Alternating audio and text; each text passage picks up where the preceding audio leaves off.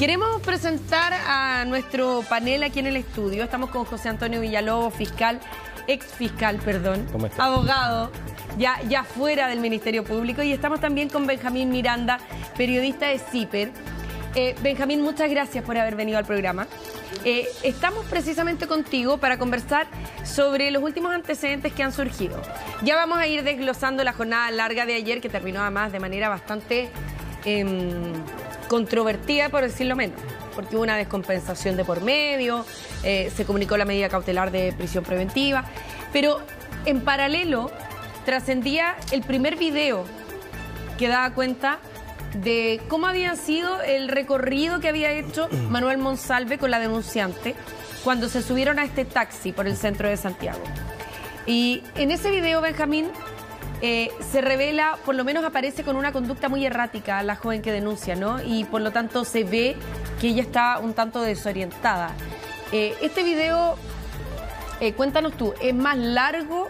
Porque la única parte donde ellos se aprecian es donde está el círculo y está hay justo un árbol ahí, ¿no? A ver, este video, para ponerlo en contexto, Cari, en primer lugar comienza antes que el taxi quede en pantalla doble por la esquina y definitivamente se estacione frente a esta cámara que registra estas imágenes ya, y finalmente culmina cuando el taxi, con las personas ya nuevamente arriba de él, sigue su curso hasta el destino final, que era el Hotel Panamericano, ¿ya? Esta grabación corresponde a la segunda detención, la segunda parada que tuvo el taxi esa noche. Es particularmente importante y es bueno que esto lo conversemos y se aclare, ¿no? CIPER publica este video porque si vamos a las defensas de los querellantes y del acusado, vamos a encontrar muchas controversias, ¿no? Muchos puntos encontrados, y la justicia tiene que resolver, digamos, en base a evidencia científica, cuál tiene finalmente la razón, ¿no? Sobre la otra. Sí. En ese contexto, CIPER consigue este video y lo publica porque hasta ahora Monsalve ha dicho que él no recuerda absolutamente nada de lo que ocurrió entre las 6 de la tarde del 22 de septiembre, cuando está en el restaurante peruano, ¿cierto? Claro. Y que recién recobra su conciencia o su memoria, y que recupera el estado de vigilia la mañana siguiente, cuando ya está en el hotel. 12 horas después, que equivaldrían a las 8 de la mañana del día siguiente. Entonces, dentro de la controversia, como decía yo, que genera esta postura, este video es muy importante para que las personas que lo están viendo puedan formular su propia opinión respecto de si él realmente parece ser una persona que está fuera de su conciencia o que no está consciente de sus actos y de sus movimientos y que tampoco es dueño de ellos, o realmente no, o parece una persona que se aprecia en un estado al menos mejor y más entero que la denunciante, que es la persona que aparece antes que él en el video, que intenta cruzar la calle hasta la vereda del frente cuando vienen vehículos en sentido contrario. O sea, hay una acción de evidente peligro para ella, que no es capaz de razonar, y es el propio Monsalve quien la agarra de un brazo y la trae de vuelta hacia el auto, ¿no? Entonces, la imagen tiene precisamente ese objetivo de que las personas que lo puedan revisar realmente se formen una opinión en base a evidencia, que en este caso es un registro de cámara que no se puede manipular, ¿no? Más allá de las versiones que han surgido durante este proceso que culminó ayer su fase, digamos, inicial, está recién empezando esto, ¿no? Con la cautelar de prisión preventiva en contra de Monsalve. Claro, los videos son indesmentibles, ahí no hay, uno puede hacer aproximaciones o interpretaciones, pero la imagen es una sola. Ahora, ¿este es uno de más videos que tiene CIPER?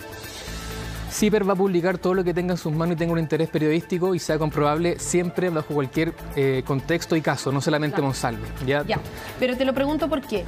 Porque este es el primero que ustedes publican, pero es posible que hayan tenido acceso a más material de imágenes, a más videos. ¿Nosotros? Claro. No, publicamos solamente este porque es el que tenemos hasta ahora. Ya, y eso es bueno también decirlo. Y no te lo preguntaba porque quizás en eso, si es que ustedes hubieran tenido acceso a otros registros, era para saber si es que también esos otros registros iban corroborando esta hipótesis de que Manuel Monsalve estaba más bien consciente o en un mejor estado que la denunciante. O sea, para que no quede ninguna duda, si lo tuviéramos, lo hubiésemos publicado. ¿Ya? Y hasta ahora eso no ha ocurrido porque precisamente no están en nuestro poder, pero sí estamos investigando esto y otras cosas más en torno al caso del ex subsecretario. ¿Ya? Lo importante, Cari, es que este video también de alguna forma complementa las versiones que hemos conocido a través de la prensa, de testigos de la causa que han declarado, como por ejemplo el propio conductor del taxi y la persona que recibe a Monsalve y la denunciante en el Hotel Panamericano, quienes ambos coinciden en que él se encontraba o se veía más entero, mejor que ella, y que la denunciante realmente se veía al menos muy embriagada y no tenía mucha conciencia de sus movimientos y de sus actos, ¿no? Entonces, esta imagen de alguna forma viene a complementar esos testimonios que han prestado ante la Fiscalía, personas que vieron en algún momento de la noche a Monsalve y su denunciante. Claro. Hay un momento, José Antonio, en que yo no recuerdo si era el taxista o el conserje, que se topa con otra persona que también estaba trabajando. No sé si es el taxista que se topa con el conserje, pero hay un relato donde uno de ellos dos dice que la otra persona lo miró con cara de mira cómo viene, refiriéndose a la denunciante, y la otra persona sentía como que viene muy mal.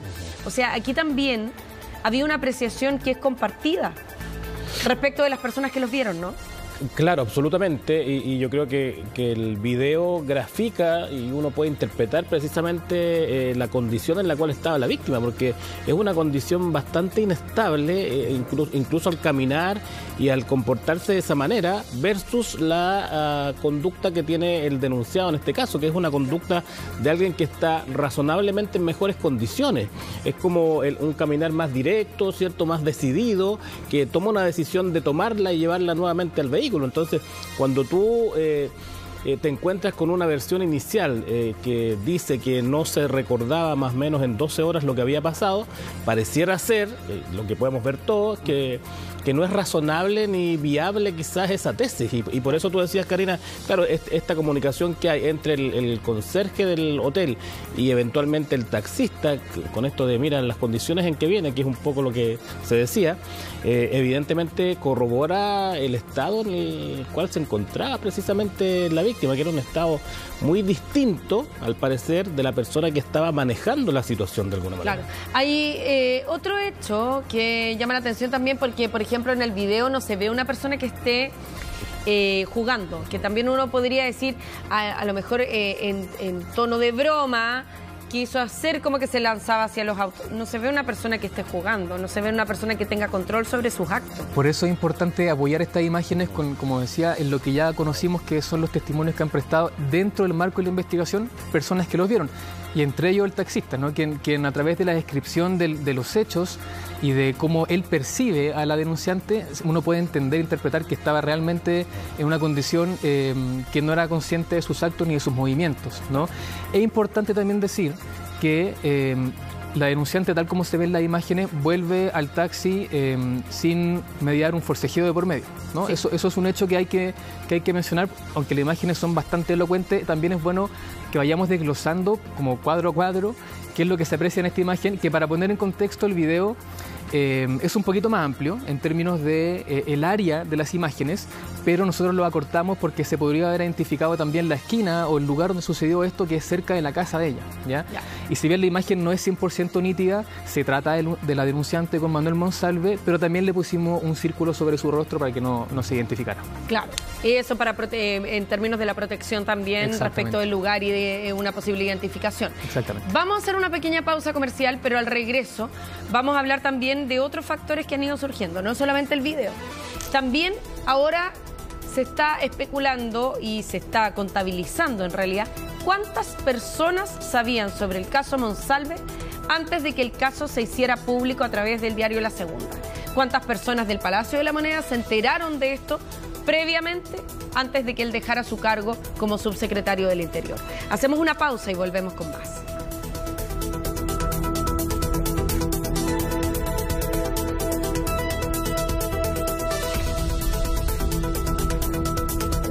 Vamos a retomar la conversación en términos de cuántas personas realmente sabían de la situación en la que estaba Manuel Monsalve antes de que dejara su cargo, antes de que ese día jueves apareciera en la portada del diario La Segunda y eso precipitara su salida del cargo, porque el cargo no se lo habían pedido antes de que se publicara el diario. En eso tenemos que ser absolutamente claros.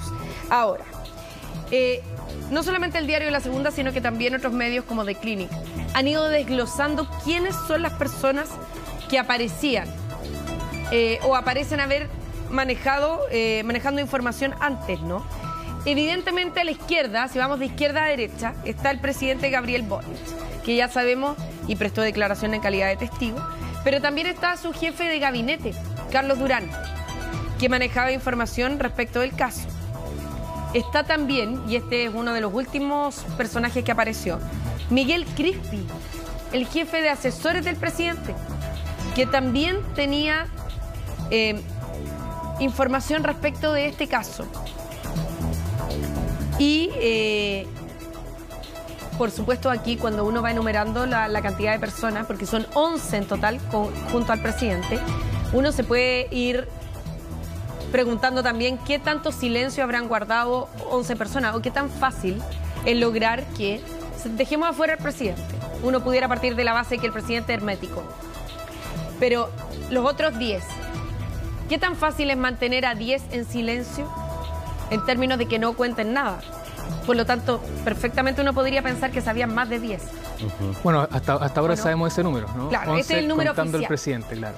Ya, abajo aparece Gustavo Herrera, que es coordinador de planificación, análisis y control de gestión del gabinete, a cargo de monitorear el cumplimiento de la agenda del subsecretario. Y él era el jefe directo de la denunciante.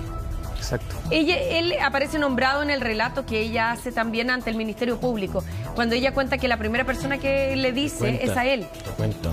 Y además, un antecedente importante, Cari, que él y otros funcionarios de la cartera también intentan contactarla mientras ella tomó su licencia médica y estaba alejada de su trabajo, ¿no? Hay un reportaje de CIPER que cuenta eso, ¿no? La cantidad de personas que intentaron o llamarla o derechamente le enviaron mensajes sin tener respuesta. Una vez, y esto es el dato importante, una vez que ella ya le había contado a Monsalve que lo que pasó en la noche del 22 de septiembre no contaba con su consentimiento.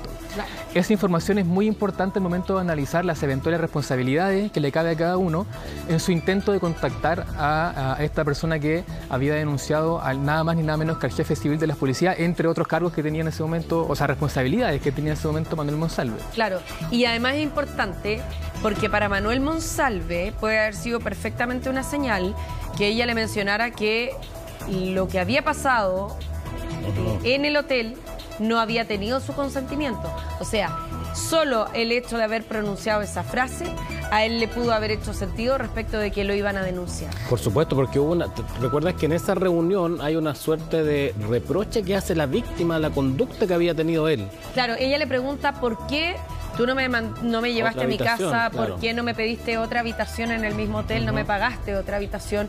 ¿Por qué no me quedé separada en otra habitación si yo estaba tan mal? Hay como una recriminación. Hay una recriminación que es asumida en cierta medida por él porque él guarda silencio en aquella oportunidad, ¿te fijas? Entonces, claro, puede haber sido un adelanto de lo que venía. O sea, si esto era una crónica anunciada, si esto iba a pasar. Con esa actitud, la víctima le estaba diciendo, mira, esto ocurrió de esta forma, yo ya lo tengo asumido, yo no consentí, por lo tanto, él podía perfectamente asumir que lo que se venía era una denuncia en su contra. Entonces, toda la actuación posterior viene orientada por esa reunión donde ella ya le manifiesta que no hay consentimiento. Entonces, cuando se va con licencia médica, claro, hay una desconexión y nadie sabe lo que va a pasar. Si ya se denunció, cuándo se iba a denunciar, a quién más le contó. Entonces, todos esos elementos llevaron quizá a que él tuviera algún grado de coordinación y, como dijo también la Fiscalía en alguna medida, de armar una especie de coartada respecto a lo que ella pudiera contar ante las autoridades. Claro.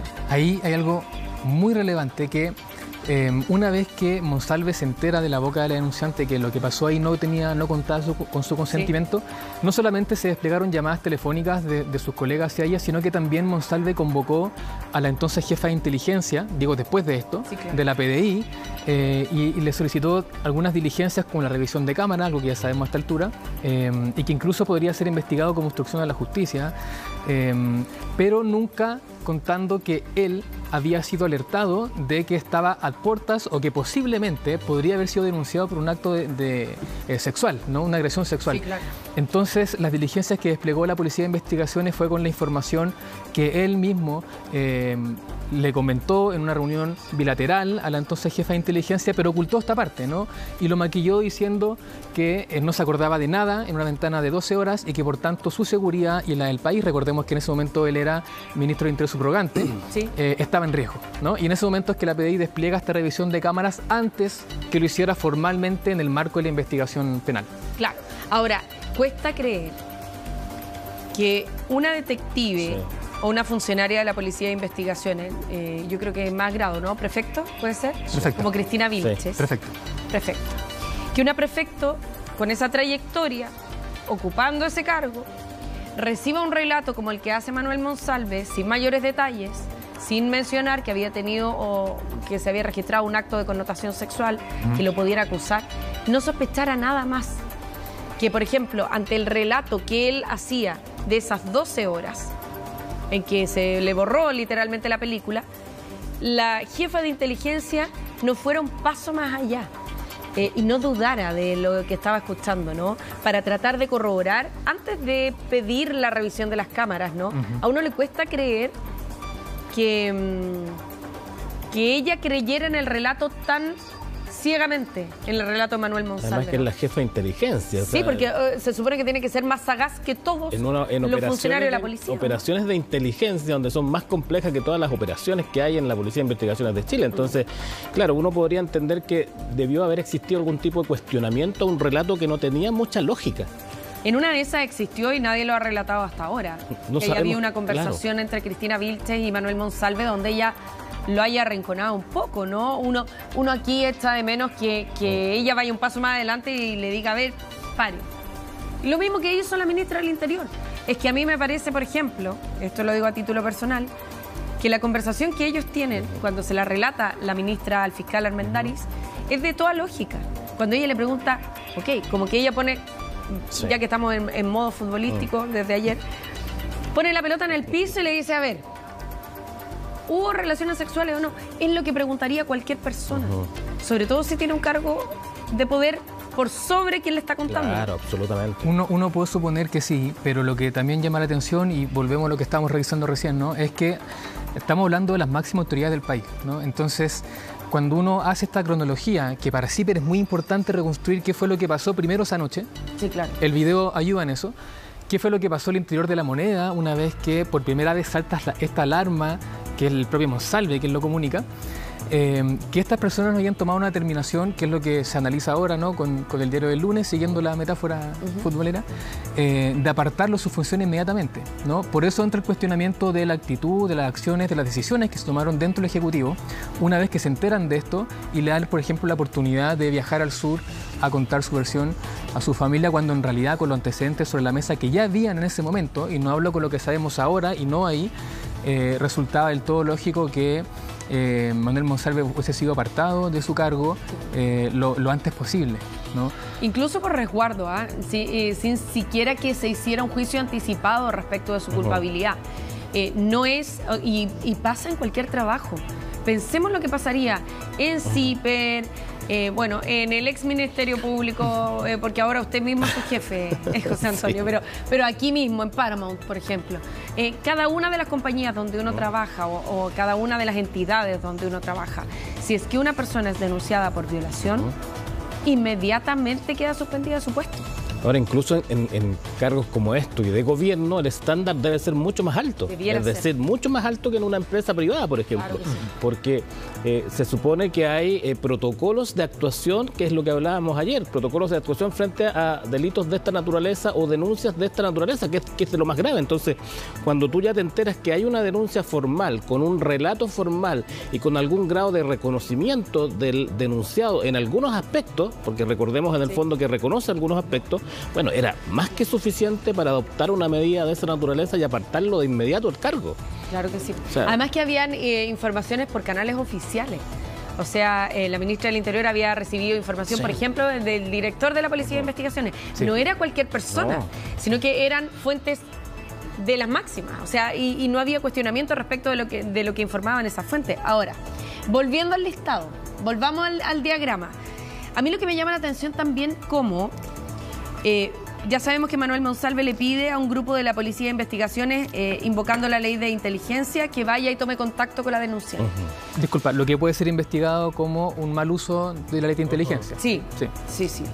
Porque hasta ese minuto tampoco ha aparecido con qué fines o qué le dijeron, si realmente tomaron contacto con ella. Al parecer tampoco hubo tanto contacto, por lo que contábamos ayer, ¿no? Que ellos se hacen pasar por repartidores de comida rápida y en realidad en su casa hicieron lo lógico que haría cualquier persona, que alguien pidió comida rápida, no, nadie pidió, entonces no es acá. Pero querían chequear, al parecer, que ella estuviera en el lugar, y ese era un antecedente importante. Pero no sabemos si ellos finalmente la ven.